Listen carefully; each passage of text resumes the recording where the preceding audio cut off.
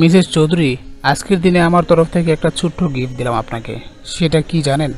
আপনার ছেলেকে কিডন্যাপ করে। এখন আপনার মনে হয়তো প্রশ্ন জাগতে পারে, আপনার ছেলেকে কেন কিডন্যাপ করেছি? সেই প্রশ্নের উত্তর জানতে চাইলে নিচের ঠিকানায় আপনার হাজব্যান্ড আর আপনি চলে আসবেন। আরেকটা কথা, আপনার হাজব্যান্ডকে বলবেন একদম চালাকি করার কোনো চেষ্টা যেন না করে। তার ফল কিন্তু ঈশানের জন্য ভালো হবে না।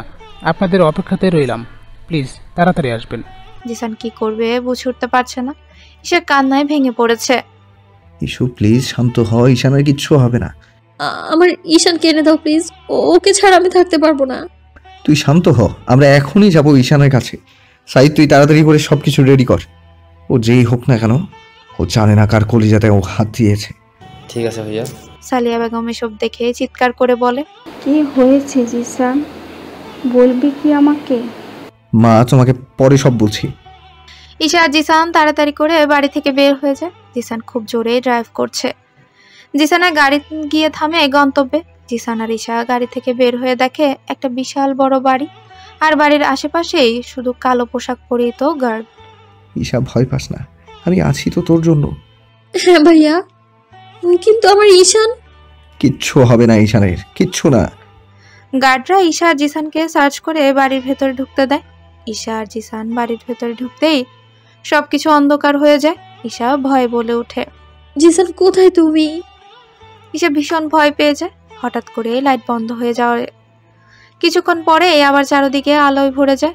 ঈশা সামনের দিকে তাকিয়ে যা দেখে, ঈশার মাথায় যেন আকাশ ভেঙে পড়ে। জিসান আর ঈশানকে দড়ি দিয়ে বেঁধে রেখেছে, দুজনেই অজ্ঞান হয়ে আছে। জিসান আর ঈশানের মাথায় বন্দুক ধরে আছে। ঈশা জিসান আর ঈশানের কাছে যেতে চাইলে ঈশাকে কতগুলো লোক ঘিরে ধরে। ঈশান বাবা। ঈশান কান্না করতে করতে বলে, আম্মা, পাপ্পা প্লিজ আমাকে তোমাদের কাছে নিয়ে যাও, আমার খুব কষ্ট হচ্ছে। কারা আপনারা? কেন করছেন আমাদের সাথে এমন? ঈশা তাকিয়ে দেখে একজন চেয়ারে বসে আছে উল্টো মুখ করে। ঈশা চিৎকার করে বলে, কে আপনি? কেন এমনটা করছেন? শুধুমাত্র তোমাকে পাওয়ার জন্য। মানেটা হলো তোমাকে আমার চাই। কি যাতা বলছেন আপনি? আমি ম্যারিড। আর কে আপনি? আপনার মুখ দেখান আমায়। এত ইচ্ছা আমাকে দেখার জন্য? ঠিক আছে, দেখো তাহলে আমাকে। লোকটা ঘুরে তাকায়, কিন্তু ঈশা তাকে চিনতে না পেরে বলে, কে আপনি? তোমার আশিক। ঠিক করে কথা বলুন। সত্যি আমি তোমার আশিক। আমার নাম হলো আশিক হায়দার। তোমাকে প্রথম দেখাতেই ভালোবেসে ফেলেছি, আর যে কোনো মূল্যে আমার তোমাকে চাই। ঈশার কাছে এসে কথাটা বলে আশিক। ঈশা চোখ মুখ কুঁচকে বলে, আমার কাছ থেকে দূরে থাকুন প্লিজ। আশিক বোকা হাসে, এখনো তো কাছে আসলাম না ভালো করে, দূরে কি করে সরে যাব? ঠিক আছে, তুমি যখন বলছো দূরে যাওয়ার জন্য, তাহলে চলে যাচ্ছি। আশিক বাঁকা হেসে বলে। আশিক গিয়ে চেয়ারে বসে। আশিক ইশারা করতে জিসানের গায়ে একটা লোক এসে পানি ঢালতেই জিসান ধরফরিয়ে উঠে। চোখ মেলে তাকিয়ে দেখে জিসানের হাত পা বাঁধা। হ্যালো মিস্টার চৌধুরী, কেমন আছেন? আপনাকে দেখে মনে হচ্ছে আপনি খুব একটা ভালো নেই। জিসান সামনে তাকাতেই দেখে, আশিক, তুই এখানে? হ্যাঁ আমি। কি ভেবেছিলি তুই আমাকে দূরে সরিয়ে দিলে আমি ঈশার কাছ থেকে দূরে সরে যাব? কিছুতেই না। আমি ফিরে এসেছি জিসান, আমি ফিরে এসেছি তোর সুখের জীবনটা ধ্বংস করে দেওয়ার জন্য। কথাটা বলে অট্ট হাসতে থাকে সে।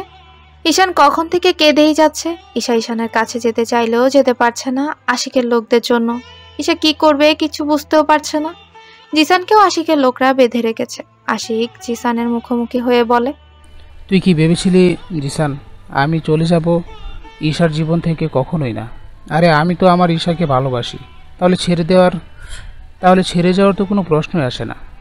জিসান দাঁতে দাঁত চেপে বলে, একবার আমার হাতের বাঁধনটা খুলে দে, তারপর তোকে ঠিক আগের যেভাবে কুকুরের মতো করে মেরেছিলাম, ঠিক এখনো তোকে সে এভাবেই মারবো।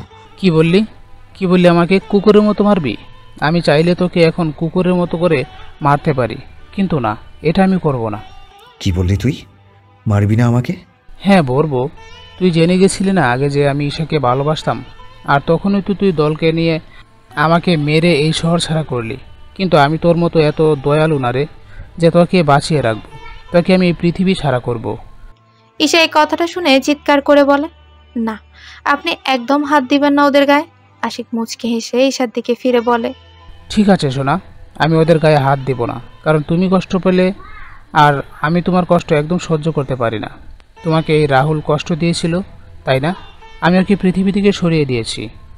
মানে, তার মানে আপনি রাহুলকে খুন করেছেন আর সেই খুনের সাজা পাচ্ছে রুহি? হ্যাঁ সোনা, হ্যাঁ। তুমি খুব বুদ্ধিমতী, না বললে সব বুঝে যাও।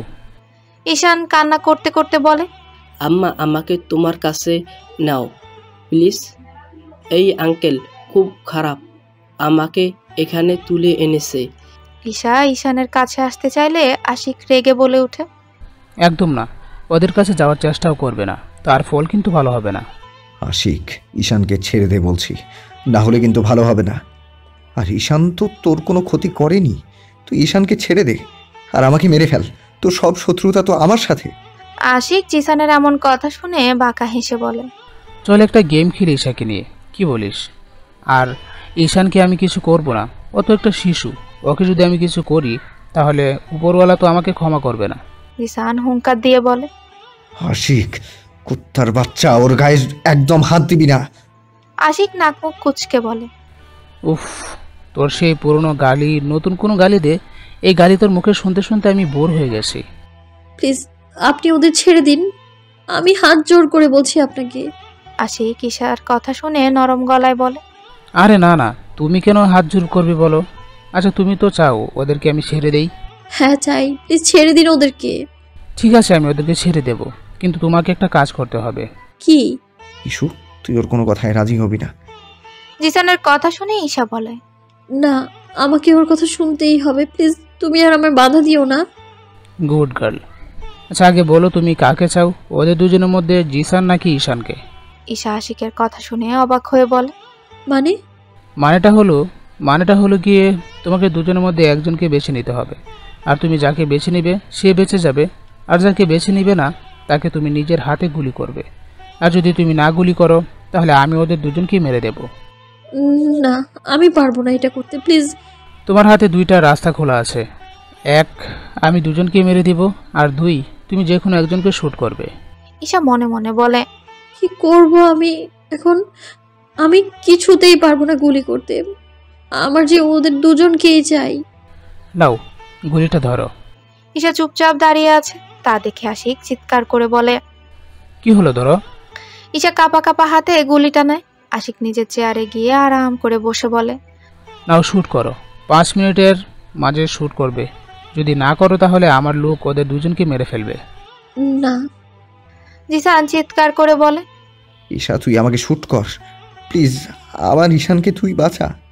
ঈশা দুর্বল গলায় বলে, না, আমি পারবো না। ঈশা শ্যুট কর, না হলে ওরা মেরে দিবে আমার সন্তানকে। আমি চাই না ওরা আমাদের ভালোবাসার অংশকে মেরে ফেলুক। প্লিজ ইস্যু, শ্যুট কর আমাকে। ঈশা কিছুক্ষণ চোখ বন্ধ করে কাঁপা কাঁপা হাতে শুট করে দেয়, কিন্তু ঈশা চোখ খুলে তাকিয়ে যা দেখে তাতে ঈশা একদম প্রস্তুত ছিল না। ঈশার সামনেই দাঁড়িয়ে আছে সাইদ, আশিকের মাথায় বন্দুক তাক করে, আর ঈশার গুলিটা গিয়ে লাগে একটা দেয়ালে। সাইদ আর তার দলবল এসে জিসান আর ঈশানকে মুক্ত করে দেয়। ঈশান দৌড়ে এসে ঈশাকে জড়িয়ে ধরে। ঈশা ভাবতেও পারছে না এমন একটা ঘটনা ঘটবে। জিসান ঈশাকে ইশারা করে শান্ত থাকতে বলে, আশিকের হাত পেছন নিয়ে বেঁধে দেয় আর হাঁটু গেড়ে বসায় জিসানের সামনে। কি রে, কি ভেবেছিলি আমাকে মেরে ফেলবি এত সহজে মনে হলো তোর? আমাকে মেরে ফেলাটা আসলে তুই কি জানিস?